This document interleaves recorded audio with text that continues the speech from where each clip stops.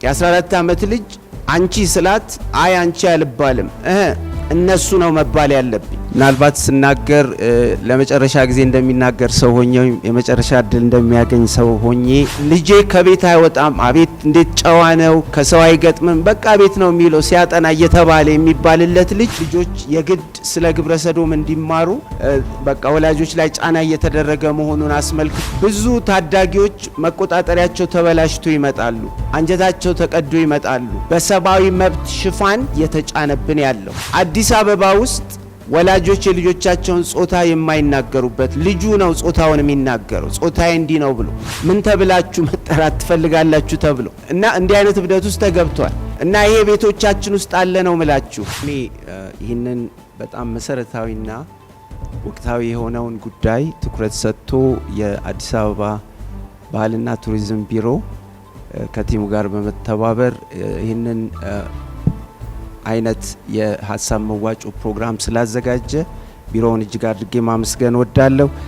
ምናልባት ስናገር ለመጨረሻ ጊዜ እንደሚናገር ሰው ሆኜ የመጨረሻ እድል እንደሚያገኝ ሰው ሆኜ መናገር ፈልጋለሁ። ምክንያቱም ማነሳቸው ወይም ዛሬ የተነሱት ጉዳዮች ምናልባት ካሁን በፊት ካለው ልምድ በመነሳት እንዲነገሩ በሚዲያ ብዙ የማይፈለጉ ጉዳዮች ስለነበሩና የነበሩንም ገጠመኞች ይህንን ስለሚያሳዩን እድሉን እንደሚገባ መጠቀም ፈልጋለሁኝ። ሱስ ሲባል ብዙ ጊዜ ወደ አእምሯችን የሚመጣ ሀሳብ አልኮል ወይም ሲጋራ ሌላም ነገር ነው። ግን በዛሬው ስብሰባችን ትኩረት እንድንሰጠው የምፈልገው ዋነኛ የሱስ መምጫ መንገድ ፖርኖግራፊ ወይም ደግሞ ልቅ ወሲብን የሚያሳዩ ትዕይንቶች ያሉባቸው ፊልሞች ወይንም ደግሞ የሚዲያ ግብአቶች ራሳቸው በጣም ከፍተኛ ሱስ አምጪ እንደሆኑና እንዳውም በኤፒዴሚክ ወይም በወረርሽኝ ደረጃ አልፎ ተርፎም በፓንዴሚክ ደረጃ ዓለምን እያጠፉ እንደሆነ እየታወቀ በዝምታ እየታለፉ ያሉ ነገሮች እንደሆኑ አጽንኦት መስጠት ፈልጋለሁ። ለምሳሌ ፖርኖግራፊን ብዙ ጊዜ ባለጌ ፊልም ብለን ነው በርቀት የምናስቀምጠው። ግን ቤቶቻችን ውስጥ ልጆቻችንም እኛም ወላጆች ቁጭ ብለን የምናያቸው አብዛኞቹ ፊልሞች ፖርኖግራፊ ናቸው ወይም ልቅ ወሲብ የሚታይባቸው ፊልሞች ናቸው። አገር በቀልም ከውጭም የሚመጡ ፊልሞች ለከፍተኛ ሱስ ትውልዱን እየዳረጉ እንደሆነ ማሰብ ያስፈልጋል። የሚያስከትሏቸው ጉዳቶችን ለመጥቀስ ያው በተግባር ባለፉት አመታት በዚህ ጉዳይ ከባለቤቴ ከሲስተር ሳባ ጋር ስንሰራ ያየናቸውና ብዙ የቆሰልንባቸውን ጉዳዮች ነው ማካፍለው። ያም ደግሞ የስነ ልቦና ጉዳት ዲፕሬሽን ወይንም ድባቴ የምንለው ብዙ ወጣቶች ወይም ልጆቻችን በዲፕሬሽን ውስጥ ነው ያሉት እኛው ቤት ውስጥ ሆነው ማለት ነው እና ራሳቸውን ለማጥፋት የሚያስቡ ወጣቶችን ታዳጊዎችን ቲኔጀርስ ማግኘት አሁን የተለመደ ሆኗል። የሞከሩም ብቻ ሳይሆኑ ራሳቸውን የሚያጠፉ ብዙዎች አሉ። በቅርብ ጊዜ በፖርኖግራፊ ላይ የተደረገ አንድ ስብሰባ ነበር አዲስ አበባ ውስጥና አንድ የ19 ዓመት ወጣት ነው የሃይስኩል ተማሪ። አሁን እዚህ ወክዬ ቆምኳቸው ሁለት ጓደኞቼ በፖርኖግራፊ ምክንያት ህይወታቸውን ያጠፉ አሉ ብሎ ሲመሰክር ሰምቻለሁ። እና አሁን ይሄን አይነት ጉዳይ ነው ይዘን እየተነጋገርን ያለ ነው እና ብዙዎች ራሳቸውን ለማጥፋት በተለያየ መንገድ እየሞከሩ ነው። የበታችነት ስሜት ይሰማቸዋል፣ በጭንቀት ውስጥ ነው ያሉት እና ቫዮለንስ ወይንም ደግሞ ነውጠኝነት አንዱ መከሰቻው መንገድ እሱ እንደሆነ ሊታሰብ ይገባል። እና አሁን ሀገራችን ላይ የምናያቸው በጣም አደገኛ የሆኑ ልምምዶች ወይንም ደግሞ የሰውን ህይወት ለማጥፋት ለመጉዳት የሚካሄዱ አካሄዶች በፊት ያልነበሩ አሁን ከየት መጡ ሲባል ከየትም የመጡ አይደሉም። በሚዲያ ፍሰት ምክንያት ሰው አእምሮ ውስጥ ገብተው የተፈጠሩ ችግሮች ናቸው እና ከዚህ የተነሳ አስተውላችሁ ከሆነ ወገኖቼ ልጆቻችን ስሜት አልባ እየሆኑ ነው። ከጊዜ ወደ ጊዜ ደስ የሚያሰኝ ነገር አይተው ደስ የማይሰኙ ሆነዋል። ምክንያቱም በሕክምና ወይም በሳይንሱ አጠራር አንሂዶኒክ ሆነዋል ወይም ደግሞ ኢሞሽናል ናምነስ ወይም የስሜት መደንዘዝ ድንዛዜ ውስጥ ገብተው ማለት ነው ከደረሰባቸው የአንጎል ጉዳት የተነሳ እና ይሄ ደግሞ ለከፍተኛ የአእምሮ ቀውስ የሚዳርግ ነገር እንደሆነ ማየት ያስፈልጋል። የሚያስከትላቸው አካላዊ ጉዳቶች ፖርኖግራፊና መሰል የሚዲያ ግብአቶች የሚያስከትሏቸው ጉዳቶች አካላዊ ጉዳቶች ጋር ስንመጣ የአንጎል ጉዳትን በከፍተኛ ደረጃ እንደሚያመጣ በመረጃ ማሳየት እፈልጋለሁ እና የምናየው ምስል አለ። በተለይ ዶክተር ኤመን ክሊኒክስ በሚል የሚታወቅ ታዋቂ ድርጅት ያበረከተልን አንድ መረጃ አለ። ስፔክት ስካን በሚባል ሲንግል ፎቶ ኤሚሽን ኮምፒውተራይዝድ ቶሞግራፊ በሚባል መሳሪያ በሱስ ውስጥ ያሉ ወጣቶች፣ ታዳጊዎች ወይንም ደግሞ አዋቂዎችንም ጭምር አንጎል ላይ የሚያመጣውን ጉዳት በመረጃ ይዞልን የወጣ ነገር ነው እና ጤናማው አንጎል ምን እንደሚመስል ያሳየንና በተለይ ደግሞ በአደንዛዥ እጽ የተጎዳ አንጎል ምን አይነት መልክ እንዳለው ካሳየ በኋላ በፖርኖግራፊ ወይም ደግሞ በፊልምና መሰል ግብአቶች ደግሞ የተጎዳን አንጎል ስንመለከት አደንዛዥ እጽ ከሚያመጣው ጉዳት በበለጠ በሁለትና 3 እጥፍ ይሄ ፊልም ወይንም ደግሞ ፖርኖግራፊ ወይም ልቅ ወሲብ የሚታይባቸው ፊልሞች የሚያመጡት ጉዳት እጅግ የከፋ መሆኑን በመረጃ ማየት ተችሏል። ስለዚህ አሁን ቤቶቻችን ውስጥ ባጠመድናቸው የፊልም ማሳያ መሳሪያዎች፣ ቴሌቪዥኖች፣ ሌሎችም ስክሪኖች ልጆቻችን አእምሯቸው በከፍተኛ ደረጃ እየተጎዳ ነው ያለው እና ይህንን ትውልዱ ሊያውቀው ይገባል። የሚመለከታቸው የመንግስት አካላት ሊያውቁት ይገባል። ፍሮንታል ሎብ ሲንድሮም የሚባል በጣም ከፍተኛ የአንጎል ጉዳት ያመጣል እያልኩ ነው። ያም ደግሞ ፍሮንታል ሎብ ማለት የፊተኛ አንጎላችን ክፍል ማሰብን፣ ራስን መግዛትን፣ የዕለት ተዕለት የህይወት እንቅስቃሴን መቆጣጠርን፣ እንደገናም ደግሞ ስሜትን መግዛት፣ የባህሪን ጉዳይ የሚቆጣጠር የአንጎላችን ክፍል ይጎዳል በእነዚህ ግብአቶች የተነሳ። ከዚህ የተነሳ በዚህ ችግር ውስጥ ያሉ ልጆች ራሳቸውን መግዛት የማይችሉ፣ በትክክል ማሰብ የማይችሉ፣ ውሳኔ ለመስጠት የሚቸገሩ፣ አልፎ ተርፎ ነውጠኛ ለመሆን በቀላሉ የተዘጋጁና እስከ ህይወት ማጥፋት ለመሄድ የሚቀላቸው ልጆችን ነው በየቤቶቻችን እያፈራን ያለ ነው። ከነዚህ መረጃዎች የተነሳ የሚያሳዝነው ነገር ቤተሰብን አፍራሽ ነው። ቤተሰብን አፍራሽ ናቸው እነዚህ ግብአቶች እና ቤተሰብ እንዳይመሰረት ከፍተኛ ሚና እንደሚጫወቱ በብዙ ጥናቶች ተረጋግጧል። ለምሳሌ ለአብነት ያህል ጆርናል ኦፍ ፋሚሊ ኢሹስ በሚባል አንድ መጽሔት ላይ ወጣ መረጃ እንደሚያሳየው እንዲህ አይነት የፊልም ግብአቶችን ያዩ ወጣቶች ወይም ታዳጊዎች ነገ ቤተሰብ መመስረት የማይፈልጉ፣ ለጋብቻ ያላቸው እይታ የተዛባ የሆነ እና ከጋብቻ በፊትም ጋብቻም ውስጥ ሆነው ለልቅ ወሲብ ራሳቸውን አሳልፈው ለመስጠት የተዘጋጁ እንደሆኑ በቀጥታ ጥናቱ አረጋግጧል። ወደ ማህበራዊ ቀውሱ ስንመጣ ራሳቸውን የሚያገሉ ይሆናሉ።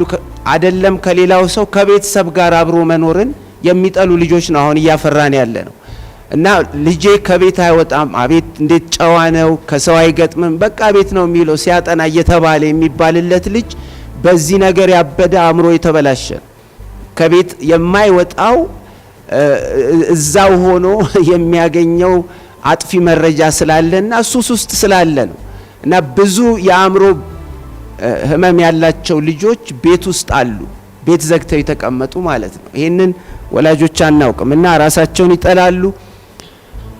አልፎ ተርፎ ለመድፈር የተዘጋጁ ልጆች ነው በየቤቶቻችን እያሳደግን ያለ ነው። ከዚህ ግብአት የተነሳ ማለት ነው።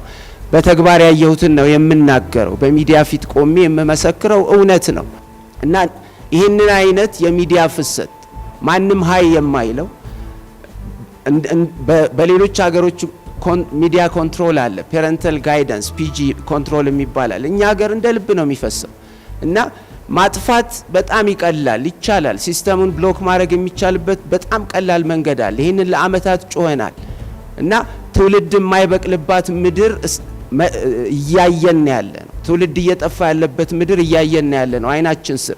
ስለዚህ ጉዳይ ወጥቶ የሚናገር የሚጮህ ማንም የለም፣ ሃይባይ የለም እና ወደዚህ ማስተዋል እንድንመጣ እግዚአብሔር ይርዳን እና እርስ በርስ መገዳደል ኖርማል ሆነ። አሁን ቁጥር ነው ምን ቆጥረው እንጂ ሰው ቫልዩ ወርዷል። ከምን የተነሳ? ከዚህ መረጃ የተነሳ የሚመጣ የአንጎል ጉዳት ያመጣብን ችግር እንደሆነ ሊታሰብ ይገባል እና እኔ የአገር ደህንነትም አደጋ ላይ ወድቋል። ከዚህ የተነሳ ከሚመጣው ግብአት የተነሳ ሰውን መግደል ቀላል እንዴት ሆነለት ሲባል ፊልም ላይ ሰውን በቀላሉ ሲገድል ከህፃንነቱ እየተማረ ስለሚያድግ ማለት ነው።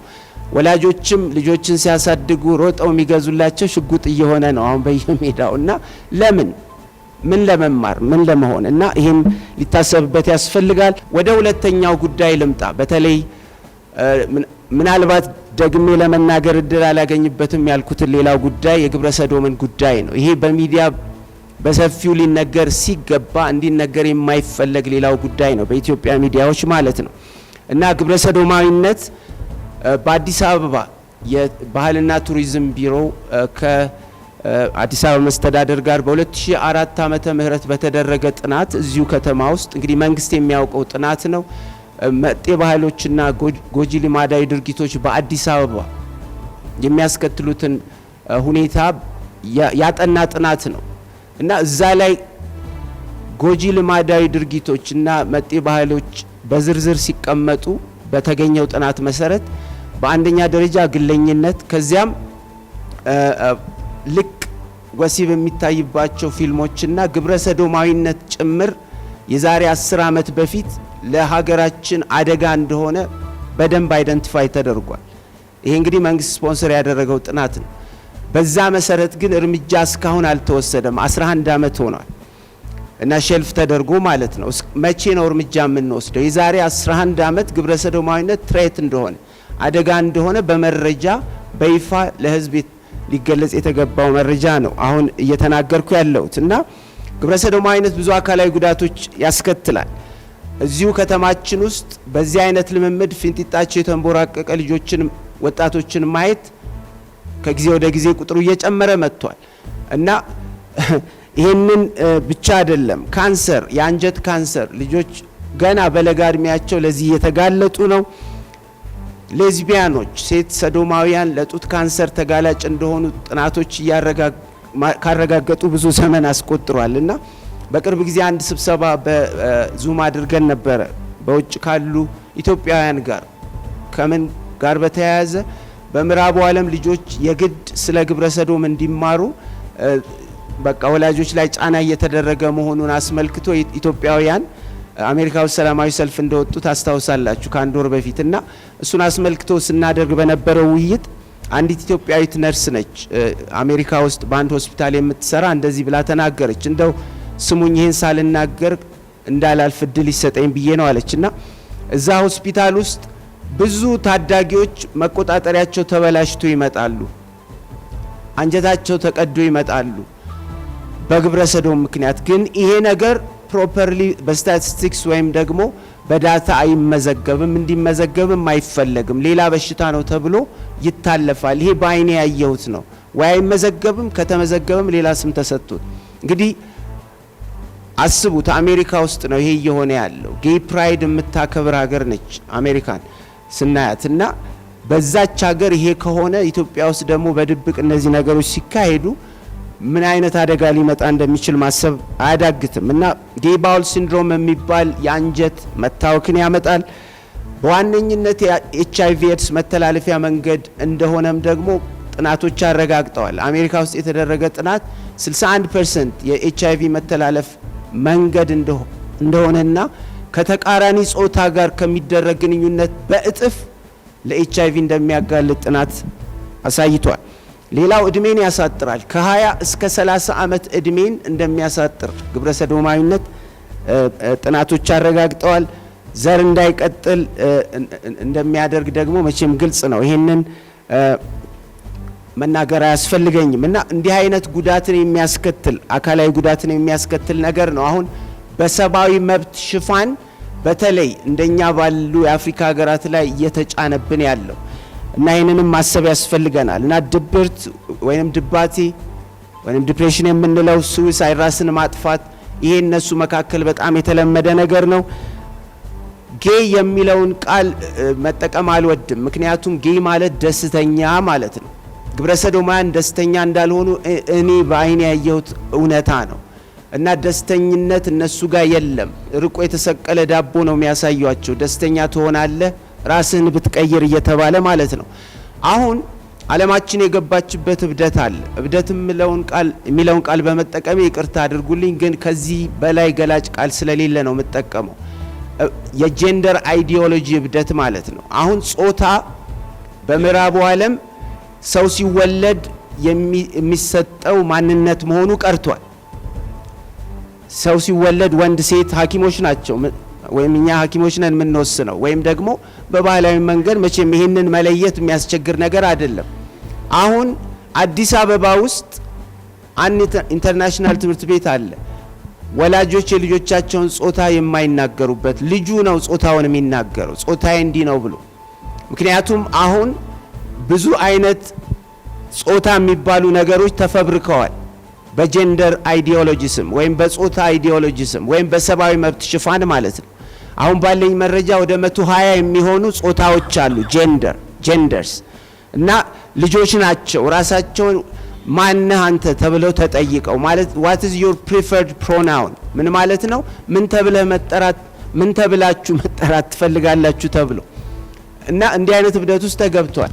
እና እኔ ራሴ ገጠመኝ አለ የ14 ዓመት ልጅ አንቺ ስላት አይ አንቺ አልባልም እነሱ ነው መባል ያለብኝ የኔ preferred pronoun የምጠራበት ተውላጠ ስም ዘይ ነው። እና ይሄ ቤቶቻችን ውስጥ አለ ነው ምላችሁ እባካችሁ ስሙኝ። የሚሰሟቸው እነዚህ ኢንተርኔት መረጃዎች የልጆቻችንን አእምሮ እየቀየሩ ነው። እኛም ወላጆች በሂደት ደግሞ ይሄ ነገር ኦኬ ኖርማል ነው እያልን ወደ መቀበሉ እየመጣን ነው። ይሄ ካልቸራል ኢምፔሪያሊዝም ቅድም እህቴ የጠቀሰችው ማለት ነው። ቅኝ ግዛት ውስጥ ኦሬዲ ወድቀናል። እንግዲህ ለኛ ለኢትዮጵያን ጾታ ነው ወንድና ሴት ሌላ ጾታ አናውቅ። በዚህ ትምህርት ከሪክለም መሰረት ግን እነዛ አይነት የነገርኳችሁ አጀንደር ትራንስጀንደር ባይነሪ ወይንም ደግሞ በቃ ሁሉንም ጾታ ጀንደር ፍሉይድ እንደፈለኩ እንዳየሩ ጸባይ ጾታዬን መቃየር ይችላል የሚለው አስተሳሰብ ልጆቻችን ላይ እንዲገባ በከፍተኛ ደረጃ እየተሰራ ነው። ምናልባት ወደ መፍትሄ አቅጣጫዎች ስንመጣ ቤተሰብን ያማከሉ መፍትሄዎች በከፍተኛ ደረጃ ሊሰራባቸው ይገባል።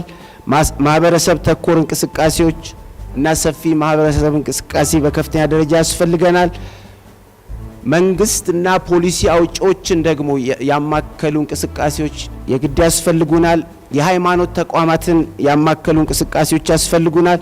በሀገራት መካከል ደግሞ የሚደረጉ ትብብሮችም ወሳኝ እንደሆኑ በተለይ ቤተሰብ ላይ ትኩረት ማድረግ ፈልጋለሁ። ምክንያቱም ዋነኛ ስራ መሰራት መጀመሪያ ያለበት የመከላከሉ ስራ ከቤተሰብ ነው መሆን ያለበት። ለልጆቻችን ፍቅርን መስጠት እንደገናም አብረናቸው መዋል መጫወት፣ በተለይ ደግሞ ወንድ ልጁን ሴቷም ሴት ልጇን ጾታቸውን አፈርም ማድረግ ይሄ በጣም ወሳኝ ነው፣ በጣም አስፈላጊ ነገር ነው።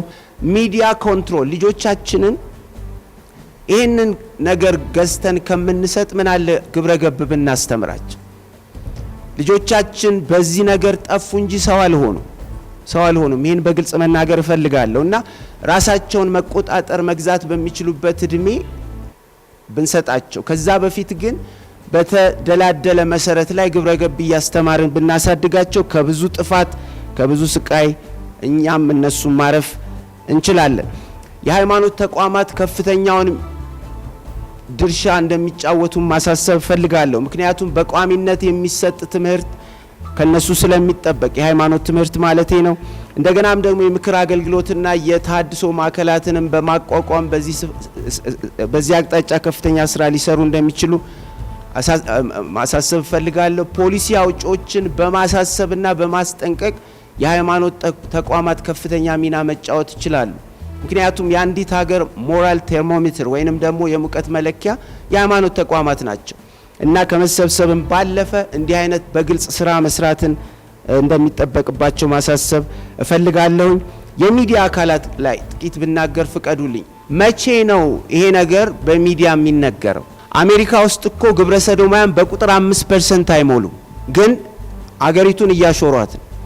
እና እኛም ሀገር መቼ ነው ይሄ ጉዳይ ትኩረት ተሰጥቶት መነጋገር የምንጀምረው? ነገ እላያችን ላይ ተቀምጠው ህግን ከቀየሩብን እና ኢትዮጵያ ግብረ ሰዶማዊነትን ካጸደቀች በኋላ ነው ወይ? እና ዝምታ መተባበር መሆኑን ማወቅ አለብን። የሚዲያችን ዝምታ ይሄ ነገር እንዲስፋፋ ከፍተኛ አስተዋጽኦ አድርጓል። ስለ መንግስት ሚና ጥቂት ተናግሬ ልጨርስ። አቋሙን መንግስትን በይፋ ለህዝብ ማሳወቅ እንደሚጠበቅበት ማሳሰብ እፈልጋለሁ።